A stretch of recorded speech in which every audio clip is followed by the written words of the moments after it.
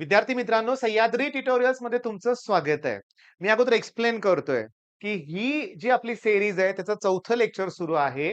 8 तासात केमिस्ट्री संपवताना वेळ आपल्याला लागणार आहे डेफिनेशन्सला इनिशियली. कारण केमिस्ट्रीमध्ये डेरिव्हेशन्स 10 ते 15च आहेत. डिस्टिंग्विश 10 ते 15च आहेत लक्षात घ्या. डायग्राम 10 पेक्षा कमी आहेत. तर बाकीचे पॉइंट पट कव्हर होतील. पण डेफिनेशनला वेळ लागणार आहे. हां, डेफिनेशन 100 पेक्षा जास्त असतील. तर मी काय करतोय सुरुवातीच्या 3 व्हिडिओमध्ये मी काय केलंय? सॉलिड स्टेट, सोल्युशन आणि आयोनिक मधल्या डेफिनेशन एक्सप्लेन केलेत. आणि या व्हिडिओमध्ये मी थर्मो मधल्या डेफिनेशन्स घेणार आहे. ढीग आहे ढीग. Isothermal process, adiabatic process, isobaric, isochoric, intensive property, extensive property, state function, open system, close system, isolated system. आता तुम्ही म्हणाल काय माहितीये का? सर ते आहे ना mechanical equilibrium, chemical equilibrium, thermal equilibrium.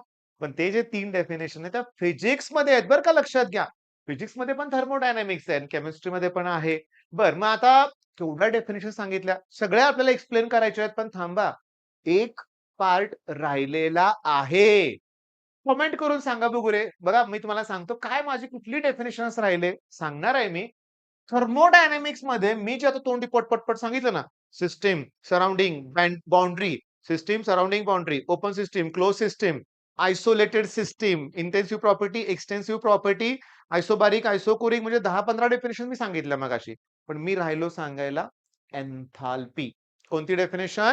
Enthalpy. मग मी तेच अगोदर घेणार आहे. बाकीच्या सगळ्या डेफिनेशन तुमच्या लक्षात राहतात.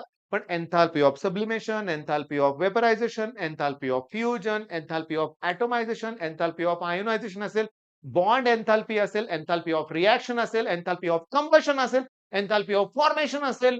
ठीक आहे. आणि ह्याच परीक्षेत हेच प्रश्न विचारले जातात. मग सुरुवातीच्या 10 मिनिटात हेच आपल्याला कव्हर करायचं आहे. मग सांगतो. मी वरचं लिहिलेलं तुम्हाला लिहून दाखवतो. Enthalpy is defined as sum of internal energy आणि प्रेशर व्हॉल्यूम एनर्जी. म्हणजे बघा फॉर्म्युला डोक्यात फिट करा. तीच डेफिनेशन आहे की नाही बघा. Enthalpy of a system is the sum of its internal energy. Sum of काय सांगा? Internal energy and the energy equivalent to pressure volume work. Sum of internal energy आणि energy equivalent to pressure volume. आलं का लक्षात? झाली ना पहिली definition. फॉर्म्युलावरून definition करायची लक्षात घ्या. काय सांगा? सम ऑफ इंटरनल एनर्जी आणि work done which is equivalent to pressure volume. किंवा आपण एक डेफिनेशन मध्ये चेंज करूया. Enthalpy of a system is defined as sum of internal energy and energy that is produced due to pressure volume. Equivalent to pressure volume म्हणले ना म्हणजे तोच part. मग बघा पहिल्या 3 मिनिटात इंट्रोडक्शन पण झालं, एक डेफिनेशन पण झाली. आता इथून पुढच्या डेफिनेशन सगळ्यात इम्पॉर्टंट आहेत. Enthalpy of fusion. Enthalpy of fusion. Fuse म्हणजे वितळणे. कोण वितळतंय? सॉलिड. पण किती? किती? किती इथं दिसतंय तुम्हाला? याचा कोएफिशियंट 1 आहे. याचा अर्थ 1 मोल. दिले का कुठं बघा 1 मोल. 1 मोल दिलं ऑफ अ सॉलिड. फ्यूज म्हणजे सॉलिडचं लिक्विड होणार आहे. तुम्हाला लिहायचं काय? 1 mole of solid is converted into liquid. म्हणजे फ्युजन म्हणजे काय कळालं मला? सॉलिडचं कन्व्हर्जन लिक्विड होते. लिक्विडचं गॅस झालं असतं तर वेपरायझेशन. सॉलिडचं डायरेक्ट गॅस झाला असेल तर सब्लिमेशन. मग मी हे एक डेफिनेशन झाली की लगेच मी तुम्हाला पीवायक्यूज, एमसीक्यूज कशा येतात तुम्हाला एक्सप्लेन करणार. लक्षात घ्या. ऐका. व्यवस्थित लक्ष द्या. 1 mole of solid is converted into liquid. पण बाकीच्या काय कंडिशन्स आहेत ते पण डेफिनेशन मध्ये लिहायचं आहे. Without change in temperature. थांबा की. विदाउट चेंज इन टेम्परेचर असं लिहायच्या ऐवजी at constant temperature and pressure लिहा ना. ऍट कॉन्स्टंट टेम्परेचर प्रेशर लिहा. अगदी जसंच्या तसं लिहायला कोणी सांगितलंय? म्हणजे बघा एन्थाल्पी ऑफ फ्युजन. ओके. म्हणजे बघा एन्थाल्पी ऑफ फ्युजन म्हणजे जो एन्थाल्पी चेंज आहे. डेल्टा म्हणजे चेंज. मग enthalpy change that is produced किंवा ऑकर्स म्हणा. प्रोड्युस्ड ऑकर्स म्हणा. When 1 mole of solid is converted into 1 mole of liquid at constant temperature and pressure. झाली पहिली डेफिनेशन. म्हणजे मी 1 मोल ला फोकस करणार आहे. टेम्परेचर आणि प्रेशर कॉन्स्टंट आहे हे मला सांगायचंय आणि मला सांगायचंय कन्व्हर्जन कुणाचं कशात होतंय. सॉलिडचं लिक्विड, लिक्विडचं गॅस, वेपरायझेशन. मग आता बघा परीक्षेत प्रश्न कसा आलाय. आता हे जरा मी फोटो घेतलाय बरं का, जरा डार्क दिसतंय. मार्च 2022 ला बोर्डच्या एक्झाम मध्ये आलेला प्रश्न. की सॉलिडचं लिक्विड झालंय आणि सॉलिडचं लिक्विड झालं असेल तर या एन्थाल्पीला काय म्हणायचं? सॉलिडचं लिक्विड एन्थाल्पी ऑफ फ्युजन. अरे वाह! ह्याने आन्सर दिले बरं का. उत्तर इथं आहे. ओके. कसा प्रश्न आहे? डायरेक्टली रिएक्शन दिले. कुठल्या टाइपची एन्थाल्पी आहे? पण सांगा, जे आता सीईटीचं प्रिपरेशन करतायत ना, त्यांनी लक्षात ठेवायचं की या एन्थाल्पीवरती न्यूमेरिकल्स बघायचे. न्यूमेरिकल्स बघायचे तेही सोपे आहेत. चला, एन्थाल्पी ऑफ वेपरायझेशन. डेफिनिशन मध्ये बघा, 1 mole of liquid is converted into gas at constant temperature and pressure. Enthalpy change that occurs. Enthalpy change. आता बघा शब्द बदलले, शब्द बदलले. पहिल्या डेफिनेशन सारखंच मला पाहिजे. Enthalpy change that occurs when 1 mole of liquid is vaporised किंवा converted into gas without changing its temperature at constant pressure. लिहा ना मी काय म्हणतो ऐका ना. हाच मेन प्रॉब्लेम आहे. शब्दशः शब्द ना शब्द तुम्ही पाठ करताय. नको आहे मला, मी इथं लिहितो. मी इथली डेफिनेशन लिहितोय. Enthalpy change that occurs when 1 mole of liquid is converted into gas without change in temperature at constant temperature and pressure is called as enthalpy of vaporization. लिहा, मार्क मिळणार. मग बघा इथं लिहिलंय त्यांनी लिक्विड, इथे लिहिलंय गॅस. आणि हे जी व्हॅल्यू आहे ती 1 मोल साठी असते. कशासाठी असते? 1 मोल. म्हणजे 1 मोल म्हणजे 18 ग्रॅम साठी असते. 9 ग्रॅम साठी किती? 20 येणार. आलं का लक्षात? बरं, याच्या उलट कन्व्हर्जन केलं, गॅसचं लिक्विड केलं तरी प्लसचं मायनस होईल बरं का, लक्षात घ्या. प्लसचं काय होईल? मायनस. तर एन्थाल्पी या डेफिनेशनची भीतीच राहिली नाही. का? 1 मोल आहे हे कळालं. ओके, कॉन्स्टंट टेम्परेचर प्रेशर हे कळालं. मग सब्लिमेशन आहे का बघा.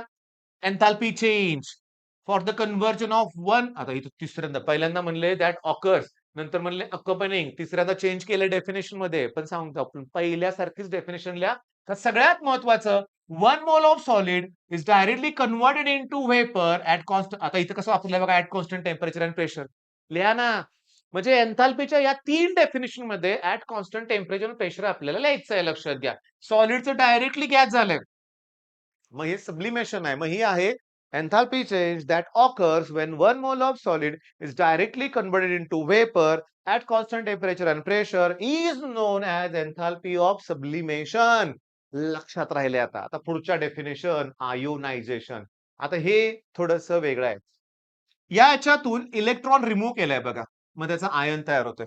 बरोबर आहे. आणि याचा कोएफिशियंट 1 मोल आहे इथं, पण डेफिनेशन मध्ये दिलंय का बघा, 1 मोल दिलंय. Enthalpy of ionization is the enthalpy change. चला इथं पण आहे. That occurs by when removal of an electron from 1 mole of gaseous atom. अतिशय इम्पॉर्टंट. मला इथं गॅसियस हा शब्द पाहिजे. मग आता मी जरा फास्ट शिकवणार, लक्षात घ्या. मी आता वेळ घालवत नाहीये. 1 मोल इथं सुद्धा आहे. 1 मोल गॅसियस ऍटम मधून एक इलेक्ट्रॉन रिमूव्ह करण्यासाठी जेवढा एन्थाल्पी चेंज होतोय तो आहे एन्थाल्पी ऑफ आयोनायझेशन. इथे इलेक्ट्रॉन गेन एन्थाल्पी आहे. ऑन द अदर हँड म्हणजे उलट enthalpy change when 1 mole of gas phase atom, okay, 1 mole of gas phase atom of an element accept electron to form gaseous anion. Okay, म्हणजे बघा 1 mole of gas atom accept electron to form gaseous negative ion म्हणजे तो अनायन. डेफिनेशनला वेळ लागेल. कधी आलाय का प्रश्न माहित नाही, पण हे करावं लागेल. आता एन्थाल्पी ऑफ ॲटोमायझेशन. मॉलिक्युलचे ॲटम्स वेगळे झालेत. मग इथं पण ती सेम डेफिनेशन आहे. Enthalpy change accompanying the dissociation of 1 mole of gaseous substance into atom. इथं सुद्धा गॅसियस आहे. ॲटोमायझेशन गॅसियस पाहिजे. इलेक्ट्रॉन गेन एन्थाल्पी गॅसियस पाहिजे. आयोनायझेशन गॅसियसच पाहिजे, लक्षात घ्या. म्हणजे ही पण डेफिनेशन करा. त्याच्यानंतर enthalpy of a chemical reaction. थांबा. प्रॉडक्टची एन्थाल्पी मायनस रिएक्टंटची एन्थाल्पी म्हणजे आलं एन्थाल्पी ऑफ केमिकल रिएक्शन. मग हे जे न्यूमेरिकल्स आहेत, मी मगाशी बोललो होतो बरं का, न्यूमेरिकल्स आहेत. मग enthalpy of a chemical reaction is the difference between sum of enthalpy of product and that of reactant which each substance in definite physical state and their amounts being represented by the coefficient in the balanced equation. म्हणजे reaction पण balanced पाहिजे आणि ते coefficient त्याचे important आहेत. बरं चला, enthalpy of formation आहे. आता मी सांगत बसत नाही, 10 मिनिटं झाले असतील, होत आलेत. मग एन्थाल्पी ऑफ फॉर्मेशनची पण डेफिनेशन तुम्हाला करायची आहे. 1 mole of pure substance from its elements in their standard form म्हणजे एन्थाल्पी ऑफ फॉर्मेशन. सांगू तुम्हाला? एक लक्षात घ्या. तुम्हाला ना मी पुन्हा एक व्हिडिओ बनवणार आहे की ज्याच्यात सगळे लॉज घेणार आहे. मग हा हेस लॉ पण आहे बरं का त्याच्यामध्ये. त्याच्यामध्ये वेगवेगळ्या रिएक्शन असतात. कंबशन, फॉर्मेशन ते तुम्हाला सगळंच करायचं आहे. म्हणजे enthalpy of formation, enthalpy of combustion. आता एन्थाल्पी ऑफ फॉर्मेशन म्हणजे मला बेन्झीनचं फॉर्मेशन पाहिजे. मग मी त्याचा एकच मोल घेणार एकतर. त्यासाठी लागणार आहे कोण? कार्बन आणि हायड्रोजन. मग ते 6 घेणार आणि ह्याला मी 3 ने मल्टिप्लाय करणार. झालं? आता मला समजा इथेनॉल पाहिजे म्हणजे C2H5OH मध्ये लागणार मला त्याचा एकच मोल घ्यायचा. लागतंय कार्बन, हायड्रोजन आणि ऑक्सिजन. ऑक्सिजन एकच आहे. याला हाल्फ न मल्टिप्लाय करा. हायड्रोजन 6 आहेत. याला 3 न मल्टिप्लाय करा. कार्बन 2 आहेत. याला 2. मग अशी रिएक्शन करावी लागेल. बरं.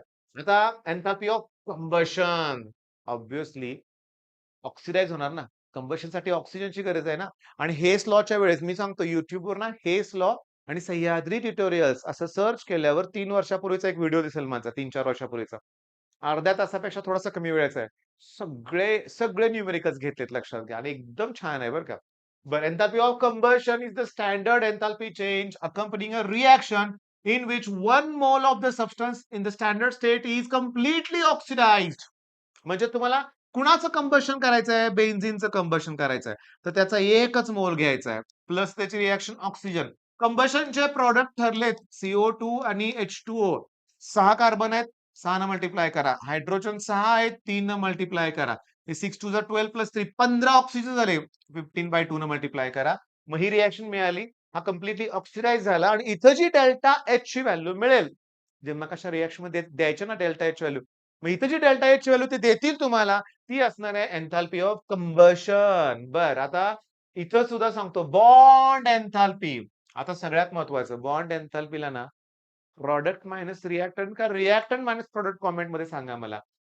Enthalpy change that is required to break particular covalent bond in 1 mole of gaseous molecule to produce gaseous atom and or radicals is called bond enthalpy. म्हणजे आता बॉन्डच्या डेफिनेशन एवढ्याच आहेत हो. 1, 2, 3, 4, 5, 6, 7, 8, 9, 10.